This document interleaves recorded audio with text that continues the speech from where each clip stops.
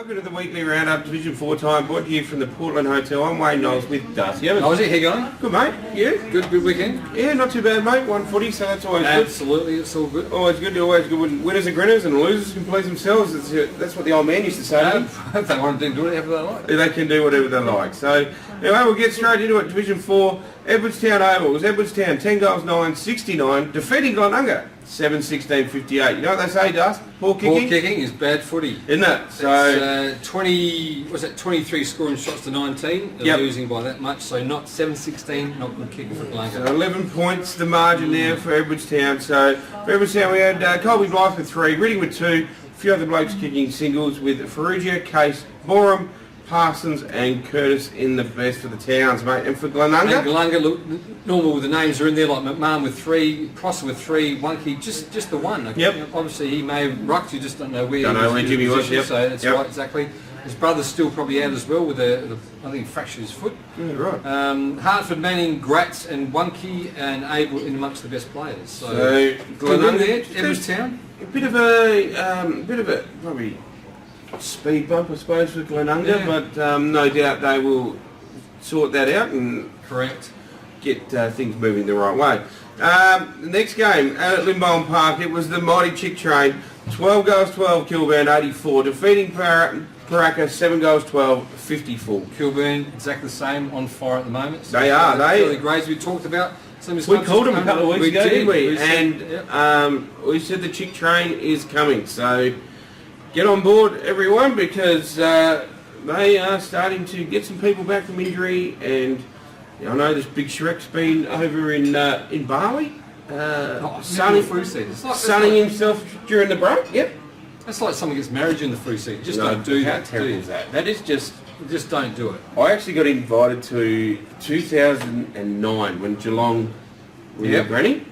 Got invited to a wedding, and I was going until prelim final day.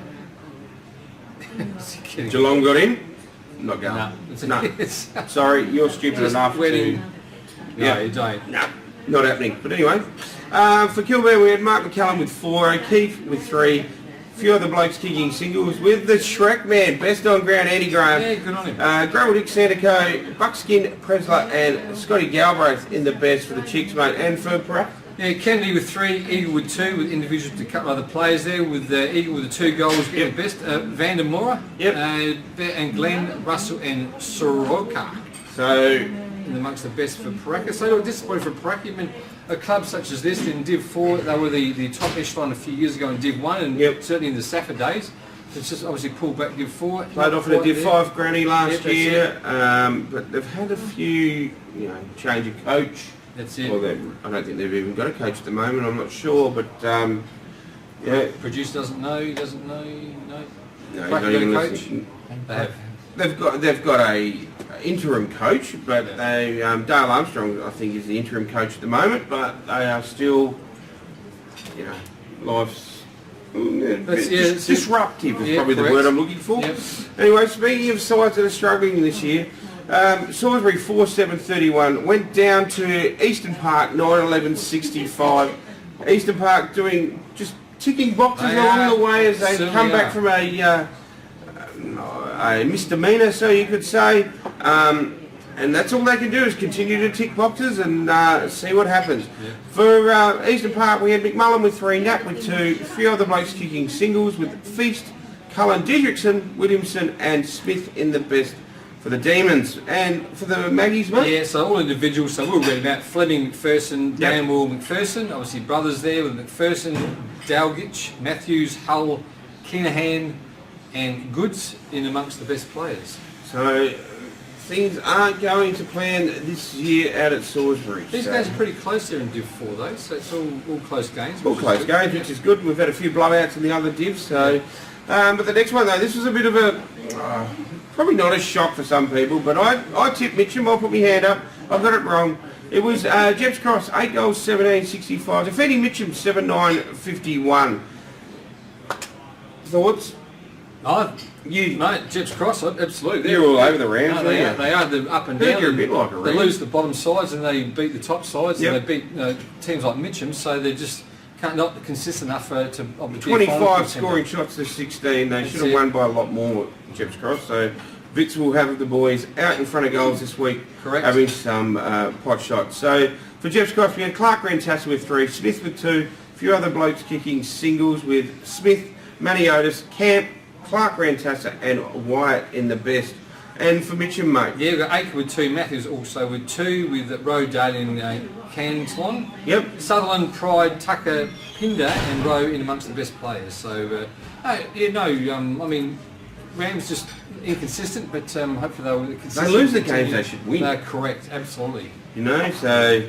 But this game here is the one we called. Well, we didn't. No, we have a rest because we pay such big bucks. We just thought we'd have a rest this week. We did. No, we actually had other commitments, mate. But Tinder Tom, the man behind the camera here, Luke Hosey, he was there calling, and it was just up the road here at the West Lakes Shore. It was SMOSH West Lakes 9-15-69, defeating Colonel Light Gardens 9-8-62.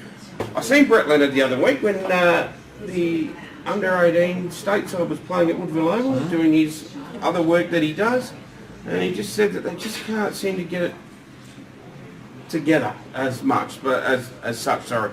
And this is another prime example. Another game where they should have, Colonel Gardens should be winning these games. Yeah, absolutely. Should be winning these games. SMOSH are struggling. With their list that they've got, they should be winning these games. Yeah. But they're not. They're not. They're just a bit of polish.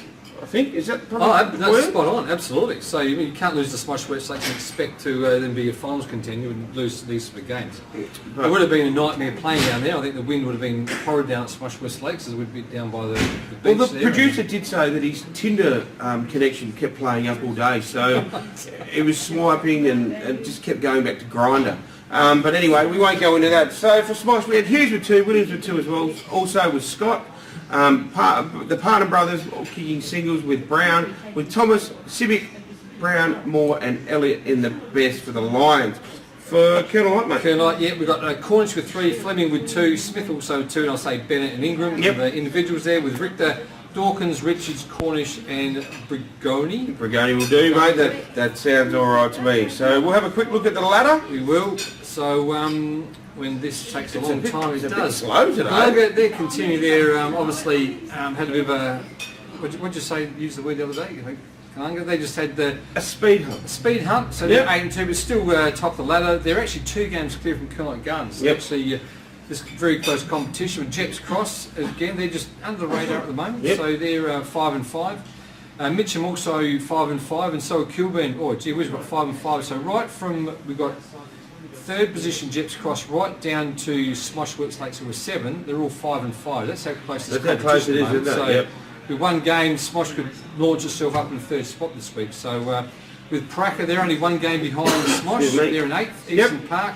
Obviously, the points they've lost is all over the shop. With Salisbury, just the 1 game. So a very, we said before, there've been very close games here in this competition. With very close. If you look at it.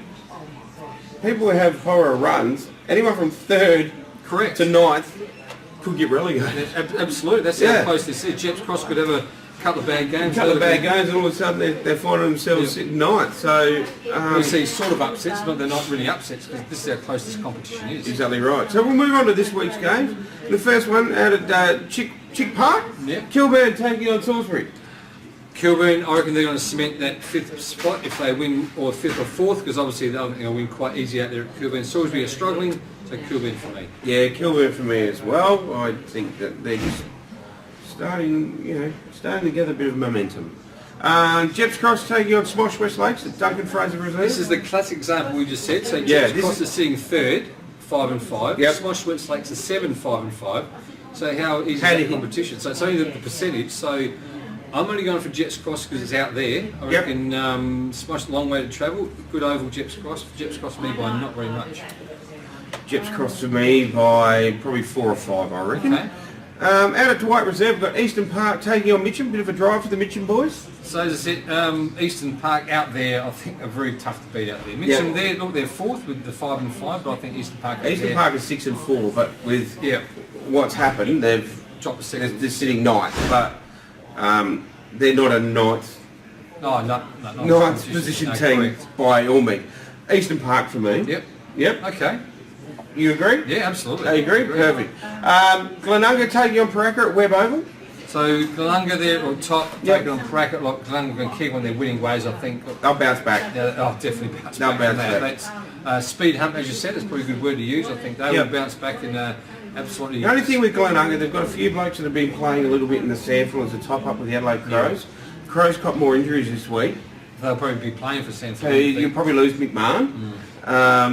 Sammy Venning's still playing at the Crows. So I reckon McMahon's probably going to get the call up this week. So, but Glenunga should have the cattle to cover for me. So Glenunga for me. And match of the round, the local derby, the neighbours, the whatever you want to call it, at Knowlesy Park, it's Colonel Light taking on Edwardstown. Colonel Light second, taking Edwardstown who is 6th, but there's only one game out. So look, I think only because it's out at Colonel Light Gardens, I'm going for Colonel Light Gardens by about a goal. Colonel Light for me, only just. Yep, I agree. So they've just dropped off a little bit towards the end of the first round and the start of the second round. They didn't go too well, but I think Brett Leonard will have them up and about and they'll get the win. All right, that's been Division 4. Thanks for watching. We'll see you all again soon. See you later.